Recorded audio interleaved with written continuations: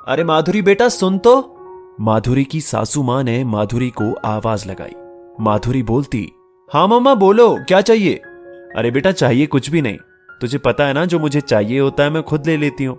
मैं तो तुझे बता रही थी कल मेरी बुआ जी की बेटी आ रही है, उसको किसी डॉक्टर को दिखाना है यहाँ, तब वो हमारे घर भी रहेगी 2-3 दिन। तू बाजार तो जा ही रही है, इसलिए कुछ फल सब्जी लेते आना बेटा। माधुरी बोलती, हाँ मम्मी जी मैं लेकर आ जाऊंगी। दूसरे दिन माधुरी की सास की बुआ की बेटी रागिनी घर आ जाती है। माधुरी रागिनी जी के लिए पानी लेकर आती है, चाय बनाने के लिए जाती है। तभी माधुरी के पति साहिल का फोन आ जाता है। वो अपनी कोई फाइल घर पर भूल जाता है और माधुरी को फाइल लेकर ऑफिस आने के लिए कहता है। माधुरी की सास बोलती है, अरे बेटा तू चाय बनाना छोड़, जल्दी से उसको ये फाइल देकर आ जा। माधुरी फाइल लेकर चली जाती है और माधुरी की सास सरोज चाय बनाने के लिए किचन में चली जाती है। तभी रागिनी कहती है, अरे क्या दीदी, चाय बनाने में कौन सा बरस लगता, बहू ही बना देती, 5 मिनट की तो बात थी। सरोज जी मुस्कुराती हैं और बोलती हैं, अरे सही कहा तूने, 5 मिनट की ही तो बात थी, मैं बना लूंगी तो क्या बिगड़ जाएगा, और तुझको तो वैसे भी मेरे हाथ की चाय कितनी पसंद थी। और वो चाय में इलायची डालने के लिए इलायची का डिब्बा ढूंढने लगती है। रागिनी जी फिर बोलती हैं, आप कितनी शांति से बिना कोई बड़बड़ किए अब भी सारा काम कर लेती हो दीदी। सरोज जी मुस्कुराती हुई किचन से चाय और नाश्ते की ट्रे लेकर आती है और रागिनी को बोलती है, तुझको पता है ना ज्यादा बड़बड़ करने से स्ट्रेस बढ़ता है और स्ट्रेस बढ़ने से चेहरे की रौनक कम होती है, तो मैं कभी बड़बड़ नहीं करती, मुस्कुराते हुए काम करती हूँ, तू भी कुछ सीख मुझसे। और दोनों हंसते हुए चाय पीने लगती हैं। चाय पीने के बाद सरोज जी चाय के जूठे कप, नाश्ते की प्लेट किचन में उठाकर रख कर आ जाती हैं और साथ में हरी सब्जियां ले आती हैं साफ करने के लिए। रागिनी जी फिर बोलती हैं, अरे आराम से बैठकर बातें करो ना मुझसे, ये सब्जियां तो आपकी बहू भी आकर साफ कर देगी। इस पर सरोज जी बोलती हैं, अरे बातों की बातें और काम का काम दोनों हो जाएंगे साथ में, बहू को भी आसानी हो जाएगी, फटाफट सब्जी तैयार हो जाएगी। रागिनी जी को ना चाहते हुए भी सब्जी साफ करने में सरोज जी की मदद करनी पड़ी। थोड़ी देर बाद माधुरी आ जाती है। वो कुछ देर दोनों के पास बैठती है, थोड़ी बातें करती है, फिर शाम के खाने की तैयारी करने के लिए किचन में चली जाती है।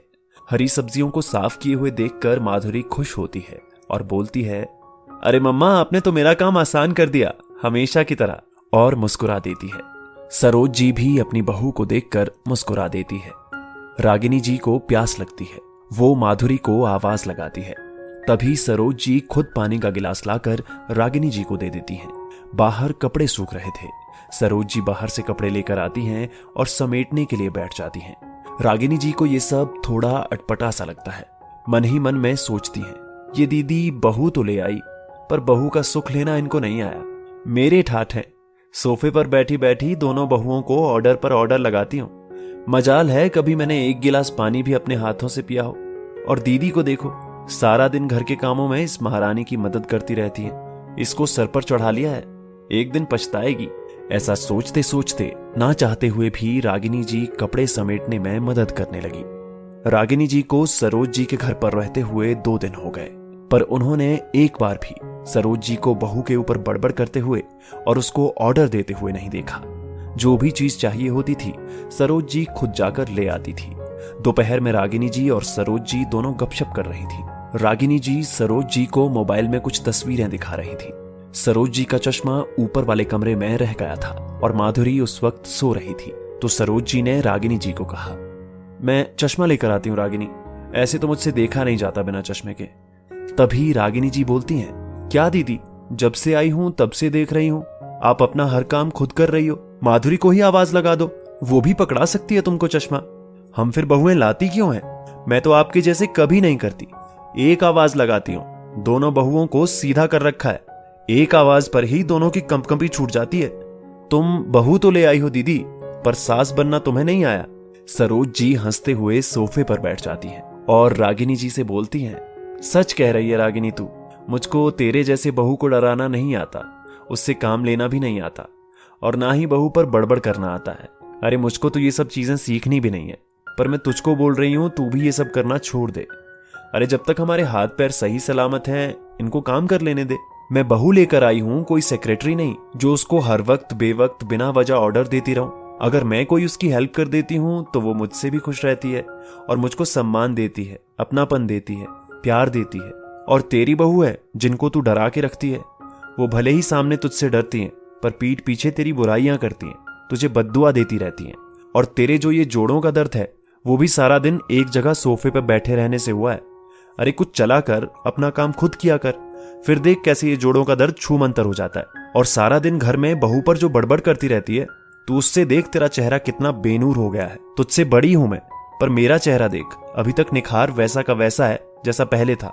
ये सब घर में सुख शांति रखने से आता है, और घर में सुख शांति घर की मुख्य महिला यानी कि हम सास लोग ही घर को चाहे तो क्रांति का मैदान बना सकते हैं, या फिर फूलों की खुशबू से महकता हुआ उपवन।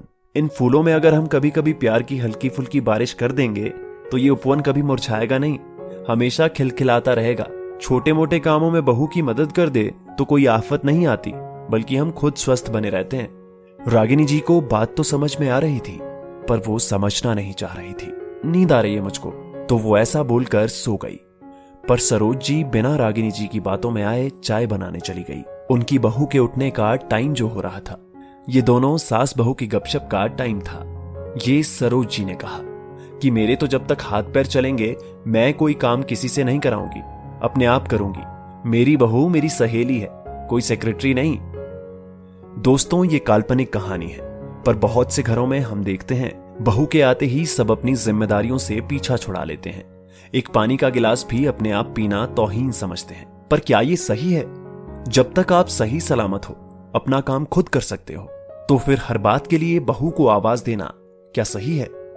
दोस्तों, आपकी इस वीडियो के बारे में क्या राय है नीचे कमेंट करके जरूर बताइएगा। और अगर आपको ये वीडियो पसंद आए तो इस वीडियो को लाइक करिएगा, शेयर करिएगा ज्यादा से ज्यादा लोगों तक। और ऐसे ही और भी इंस्पिरेशनल वीडियो के लिए सब्सक्राइब करें हमारे YouTube चैनल को और Facebook पर फॉलो करें हमारे पेज को। धन्यवाद।